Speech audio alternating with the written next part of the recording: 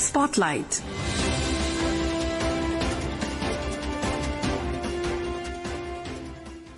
This is Akashvani. In the program Spotlight, now we bring you a discussion on India's vision at World Economic Forum 2025. The participants are Dilip Chenoy, Economic Analyst, and Lalima Aneja Dang, Anchor. World Economic Forum at Davos is on for 5 days, and this is a platform of meeting of various policymakers, economists from all over the world. For more on this, we are now joined by Economic Analyst Dilip Chenoy. Welcome, Dilipji, to Akashvani Studio.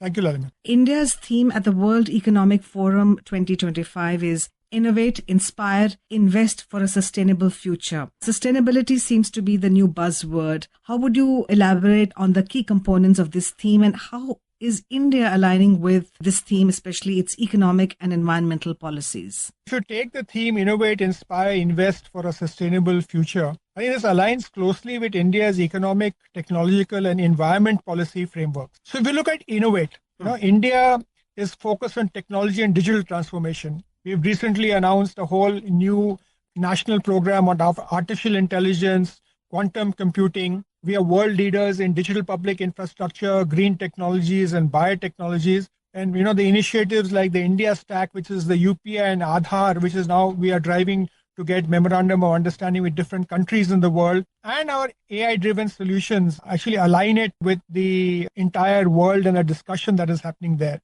Of course, Digital India aims to promote digital inclusion. Make in India 2.0 encourages innovation in manufacturing, along with high-tech sectors like EV, aerospace, and semiconductors.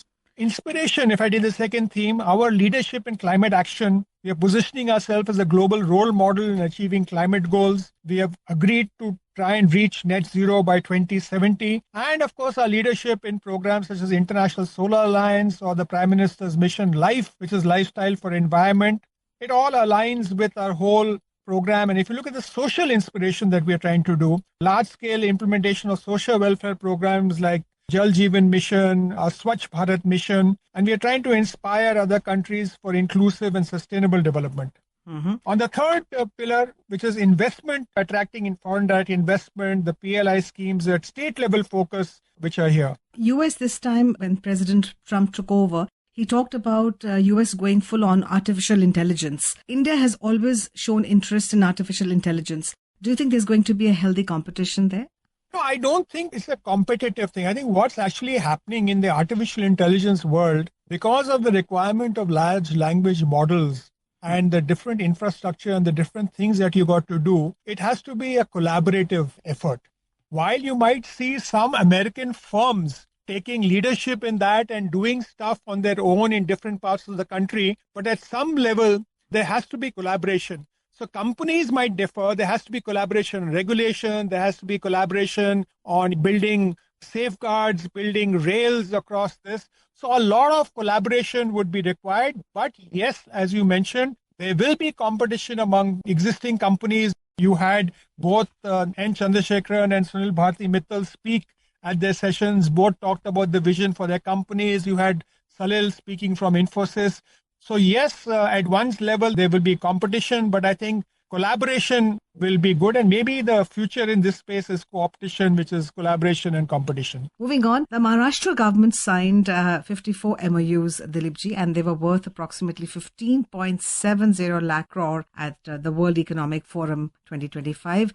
And that spanned entire gamut of sectors like defense, renewable energy, electronics. How do you see these investments and how can they be implemented, and what is the impact that they can have on the state's economy? So I think it's very interesting. If you take the 54 MOUs of the 15.7 lakh crores that has been signed, and you look at the implementation plan which is there behind it, which has not been made public, but getting a lot of information from what people there and what's actually happening. If I were to look at the plan, so the first thing is they're looking at sector-specific hubs. So renewable energy will target solar parks, wind energy parks, and green hydrogen products in regions like Vidarbha and Marathwada.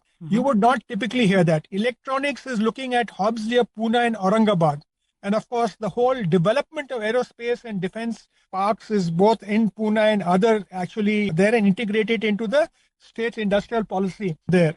So that is one thing what you are seeing. The second thing what is happening, it's actually putting a lot of discussion around the ease of doing business initiatives, streamlining the single window clearance, customizing initiatives under the Maharashtra Industrial Policy 2022.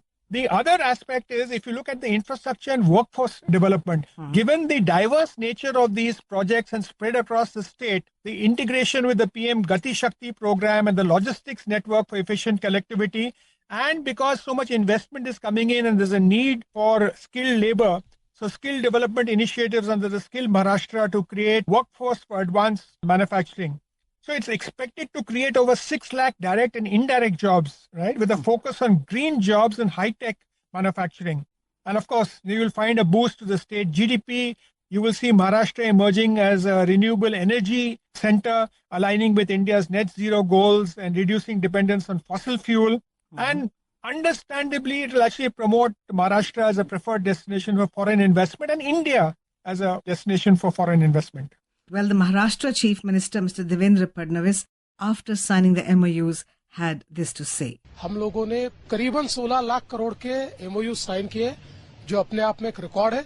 और आप देखिए जो MOUs हुए हैं, उसमें जो companies हैं सारी हुज हुए और 98% FDI है.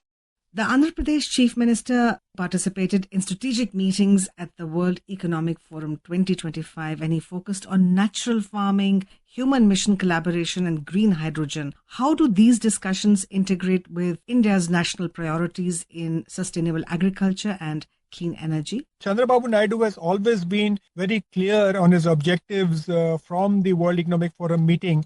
And the underlying thought behind him is to how does he actually promote Andhra Pradesh in relation to the country. So one of the biggest challenge, and the Prime Minister and the Finance Minister Nirmala Sitharaman in the budget actually announced the whole climate resistant agriculture and the focus on natural farming. And for Andhra to actually emerge as an agriculture powerhouse and be differentiated in the world, he has actually chosen the theme of natural farming. And that is very, very important for not only the state, but also aligns with the national mission. The second one, which is green hydrogen, and given that Andhra is attracting investments in some very heavy industries, and therefore looking at India's strategic 2070 goal of net zero, focus on green hydrogen and looking at environmental sustainability and others actually ties in completely with the national goals set by the Prime Minister and the country as a whole. And the third thing is, if you look at Andhra, they need to rapidly upskill, reskill their whole economic workforce. Because Chief Minister Naidu is focusing on new age industries, new age technology, and he already has collaborations going in with NASSCOM and the National Skill Development Corporation in this area. And it ties in with the national programs on Skill India mission. So it's very much aligned and integrate with India's national priorities in sustainable agriculture, clean energy, and human capital formation. Well, Mr. Chandrababu Naidu can be credited for turning Hyderabad into a IT hub. Let's listen what the INB Minister, Mr. Ashwini Vaishnav, had to talk about on India's economic blueprint. India has a very well thought through economic strategy at this point of time for the last many years now. The strategy is based on 4 pillars. Pillar number 1 is public investment in social, physical and digital infrastructure. Pillar number 2 is a lot of focus on technology, manufacturing and innovation. Pillar number 3 is inclusive growth. We have a very diverse society, inclusive growth. Pillar number 4 is simplification. India is the fastest growing economy in the world. What defines Indian economic blueprint, Dilip ji? So actually, if you look at the Indian economic blueprint, it is mirrored in the whole aspect of collaboration for, let's say, in and across different sectors. So the Prime Minister and the other ministers have actually talked about 3 or 4 different aspects of India's growth. First is agriculture and linked to climate resistance agriculture, sustainable agriculture, green agriculture and natural farming. If you've seen the last 2 and 3 budgets, this has been one consistent theme. And in the Prime Minister speaking at various functions has been talking about this. The second thing is the whole area of manufacturing. So whether it is the Make in India 2.0 or whether it is the production-linked incentive schemes or the EV schemes under PM Drive. This is the second pillar there. The third pillar is on digital, artificial intelligence, our advancements there in frontier technologies, and how do we actually go on that area. The next pillar is a very big pillar on renewable energy and sustainability, where we are ahead of the Paris Accord commitments that we made as a nation. Very interestingly, US and President Trump pulled out of the Paris Agreement during the ongoing WF meeting. Next pillar is really on human capital, where we are talking about how do we leverage the demographic dividend of India and India's service powers, etc. So a lot of different elements are looking at, and since we want to be a developed nation and a Viksit Bharat by 2047, a lot of the presentation and themes really talked about the future, sustainable energy, artificial intelligence, quantum computing, biotechnology. Kiran Majumdar spoke at a session there. Even if you see the ministers, you had, Minister of IT, Minister of Food Processing. We had memorandum being signed in the food processing industry with Mr. Chirag Paswan. And you, of course, had Civil Aviation Minister and others like that. So different, interesting mix and a whole strategic approach to the WF meeting. Dilipji, given the global emphasis on artificial intelligence and digital transformation, what steps is India taking to becoming a leader in these fields, and how were these initiatives showcased at the forum? The first thing that was really showcased was India's digital public infrastructure, which is actually a success story in any part, in any country of the world that we go. And, prior to this and during this and post this, I think India as a country is actually collaborating with different countries to promote the whole digital stack, things like UPI and remittances, etc. Second thing that you actually saw is both in Andhra and in Maharashtra, you saw a memorandum being signed in the areas of digital IT, digital infrastructure, etc. The third thing which is there is that, India has also launched the artificial intelligence mission. In Davos, there was a very specific session on artificial intelligence, which India led. Invest India and the World Association and Investment Promotion Agencies actually led that session there. We also have a program on computing. And in fact, very interestingly, drone technology, there was the CEO of a company who actually spoke there. So you have different people speaking. So It's a very interesting. Yes, and in fact, when you talk about demographic dividend, one can say that there is going to be a new world trade order, which will be driven by talent. Thank you very much, Dilipji, for talking to us. Thank you.